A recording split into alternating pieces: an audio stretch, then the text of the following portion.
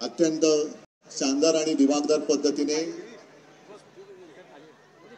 11व्या म्हणजे आता हे 11व्या वर्षीच्या सुप्रीमो चषक स्पर्धेचा शुभारंभ झालेला आहे।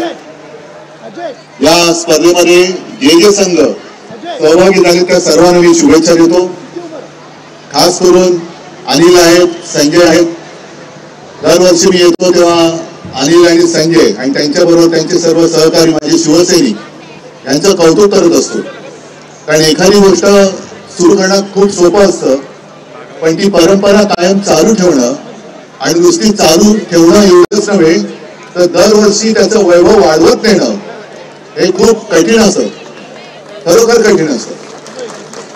दरवर्षी मी येतो, हा सीझन तोच असतो की आयपीएल एका बाजूला सुरू झालेली असते, आयपीएल रंगात येत असते आणि त्याच वेळेला तेवढ्याच तोडीने ही सुप्रीमो चषक स्पर्धा सुद्धा ही रंगात येत असते।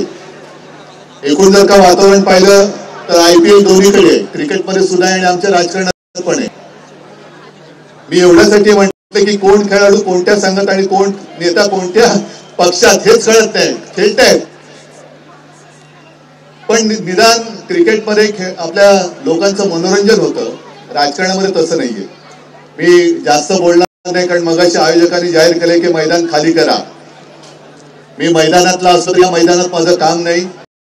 सर्वांना म्हणजे तुम्हाला सगळ्यांना शुभेच्छा द्यायला आलेला आहे आणि हा कार्यक्रम किंवा ही स्पर्धा देशभरामध्ये बघितली जाते। देशभरातले क्रीडापटू किंवा संघ, आता सुद्धा मी गेलो, संघ आहे राजकोटचा, दुसरा आपल्या पालघरचा, असे विविध राज्यातले संघ हे दरवर्षी याच्यामध्ये सहभागी होत आहेत।